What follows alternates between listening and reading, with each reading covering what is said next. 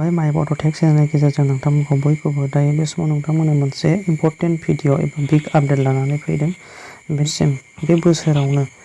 जोङो मोनसे खामानि मावखांबाय जे जायफोर नोंथांमोनहा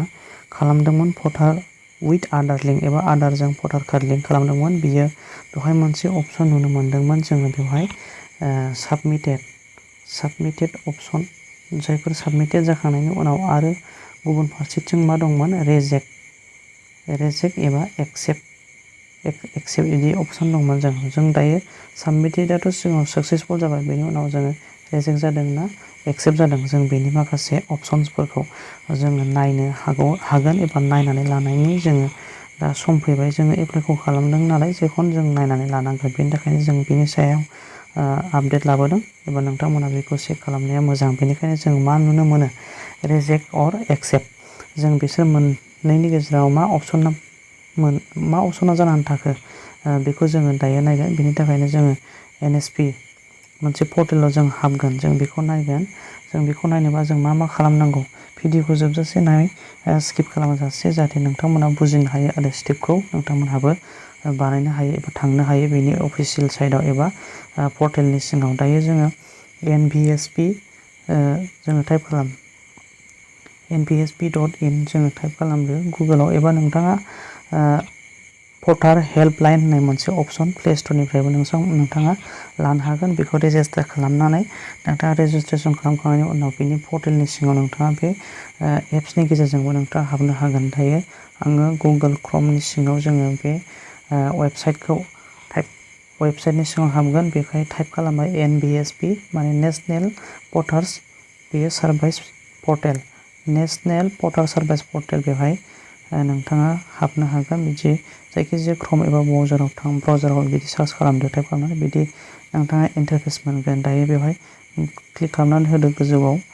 दानिया क्लिक खालामोबा जों बिदि अफिसियेल साइटनिफ्राय बेनि पर्टेला माने सोलायबाय आरोना दायो नैबेहाय क्लिक खालाम एबा गावबो हारसिं थांखायो पर्टेला बिदि गोदान महरनि जाबाय दायो बे पर्टेला आङो बे पर्टेलनि सिङाव अलरेडि रेजिस्टार खालामनानै लाखाबाय लोगोफोर बेनि थाखायनो आङो दा बेहाय सिङाव हाबनो हाबाय आरो नैबेहाय मोनसे जोङो स्टेटास नायगोन जे जोङो सिगाङाव जायखौ जों आधारजों भटारजों जोङो लिंक खालामदोंमोन बेनि स्टेटासखौ जों बेहाय नायगोन जों नुनो मोनगोन जा नोंथाङा सिगाङाव एप्लाइ खालामदोंमोन बेनि रेफारेन्स आइडिखौ लानानै जोङो बिनि स्टेटासखौ जों चेक खालामनो हायो दायो जों नायदो दायो एप्सनि गेजेरजों जों बोरै चेक खालामो बेखौबो आं बे भिडिअनि गेजेरजों लाबोगोन दायो नोंथांमोना बेनिखायनो स्किप खालामाजासे जोबजासिम नाय जाहाथे बुजिनो हायो आरो नोंथाङा सौथुवाजासे भिडिअनि माखासे स्टेपजों नोंथाङा बुजिनो हायो दायो जों बेहाय ट्रेक एप्लिकेसन स्टेटासाव थांबाय बेहाय नोंथाङा मोनदोंमोन सिगाङाव माखासे रेफारेन्स आइडि नाम्बार बेनिफ्राय गाहायाव नाय स्टेट बे स्टेटखौ सेलेक्ट खालामगोन ओमफ्राय बेनिफ्राय जोङो बेयाव साबमिट थुनानै होगोन अब्लानो नोंथाङा नोंथांनि माखासे एप्लाइ प्रसेसा मा जानानै दङ एक्सेप्ट अर रिजेक्ट बे अपसनाव माबायाव सौहैखो जों बेखौ नुनो मोनगोन दायो नोंथाङा नायलांबाय थाबानो जाबाय दायो बे पर्टेला गोदान सिगांनि अल पर्टेल्सनि सिङावबो बियो हाबहैनो हागौ दायो रेफारेन्सखौ टाइप खालामनोसै टाइप खालामनानै जोङो मा नुयो नायनोसै आं टाइप खालामगासिनो दङ दायो बेबायदि जोङो टाइप खालामबाय टाइप खालामनायनि उनाव स्टेटखौ नोंथाङा सेलेक्ट खालामदो सेलेक्ट खालामखांनायनि उनाव नोंथाङा साबमिट होदो साबमिटआव थुनानै होदो जोङो बेबायदि इन्टारफेस मोनगोन मानो बेबायदि जादों होनबा सिगांनि पर्टेला नैबेमोन दायो बे गोदान पर्टेल बेनिफ्राय दायो बे थोंजोङै गोजाम पर्टेलनि सिङाव बियो हाबनो थिनदों बेनिखायनो क्लिक हियार नुदों नोंथाङा बेहाय बे क्लिक हियाराव थुनानै होदो बेनिफ्राय गोजाम पर्टेलाव नोंथाङा सहैगोन डाइरेक्टलि गोजाम पर्टेला अपेन जाला दायो नायदो नोंथाङा सेलेक्ट बेहाय स्टेटनि सेलेक्ट बेनिफ्राय रेफारेन्स आइडिखौ नोंथाङा बाव टाइप खालामफिननांसिगोन रिटाइप नोंथाङा स्टेटखौ सेलेक्ट खालामखादो जोंना आसाम नालाय जेनेबा दानिया रेफारेन्स आइडिखौ गोदानै टाइप खालामफिनदो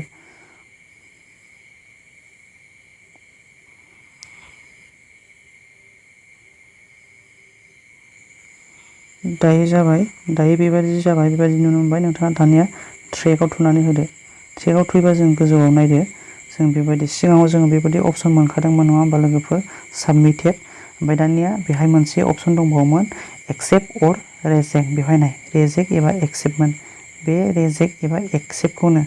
जों नायनो थाखाय दिनै बे पर्टेलनि सिङाव हाबफैफिनदों। जेब्ला जोङो एप्लाइ अनलाइन खालामदोंमोन अब्ला जों साबमिटेड नुनो मोन्दोंमोन आरो बे अपसनखौबो जोङो नुनो मोन्दोंमोन नालाय, बेनिखायनो जों बेखौबो नायफिननाया जोबोरैनो गोनांथारखा। बेनि थाखायनो नोंथाङा नुनो मोनबाय रिजेक्ट अर एक्सेप्ट बेनि अपसननि सिङाव बेहाय जेबो सोलायनाय फैयाखै, बेनो बे दङ। अब्ला जोङो जेबो नङा, दायो जों मिथिना मोनबाय जोङो बेनि माखासे रिजाल्टखौ एबा स्टेटासखौ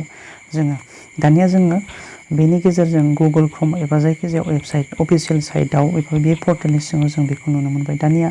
एप्सनि गेजेरजों भटार हेल्पलाइन एप्सनि गेजेरजों जों बोरै हाबनो हायो बेनि स्टेपखौ जों लागोन एबा जोङो नायलांदिनि। दायो बेबायदि मोनसे भटार हेल्पलाइन एप्सखौ आङो डाउनलड खालामबाय। डाउनलड खालामखांनानै आङो अलरेडि रेजिस्टारबो खालामखांनायमोन, बेनि थाखायनो आं बेबायदि नुबाय। दायो नोंथाङा बे एप्सखौ थुयोब्ला बेबायदि माखासे रेजिस्टार खालामखांनायनि उनाव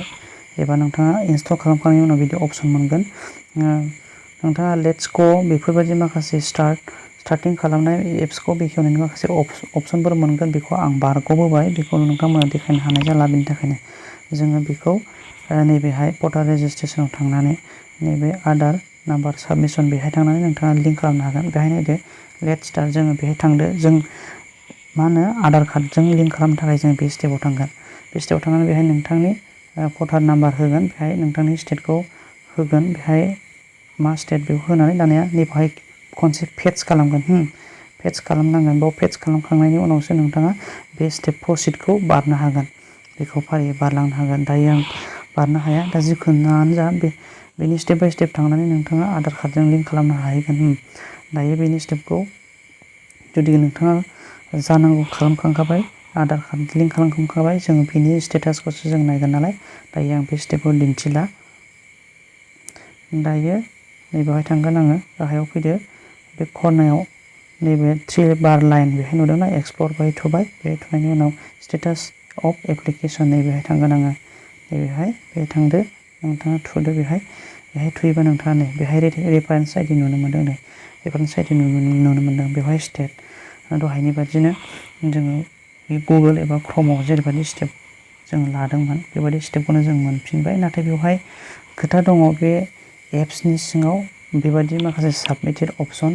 फाइनेल बेखौ जों रेफारेन्स आइडिनि गेजेरजों नायनाया गोब्राब, बेहाय दिन्थिनो नागिरा। दायो जियानो जा आं नोंथांमोननो दिन्थिनायनोसै जायोना जाया। दायो स्टेपआ बेबायदि, नोंथांमोना बेवहाय रेफारेन्स आइडिखौ टाइप खालामनानै बेहाय स्टेटखौ टाइप खालामदो, बेनिफ्राय ट्रेक स्टेटासाव नायफिनदो। आङो टाइप खालामनोसै। दायो बेबायदि टाइप खालामखांबाय रेफारेन्स आइडिखौ, बेनि उनाव जोङो स्टेटखौ सेलेक्ट खालामबाय।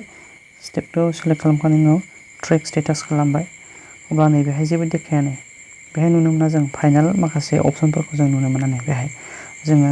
बेहाय ट्रेक खालामनानै नायोब्लाबो स्टेटासखौ जों नुवा, नाथाय मेइन गावनि पर्टेल NSP पर्टेलाव जों थाङोबा जों नुनो मोनो। बेनि थाखायनो एप्सनिफ्राय निजे वेबसाइटआव जोङो थांथारोबा मोजां।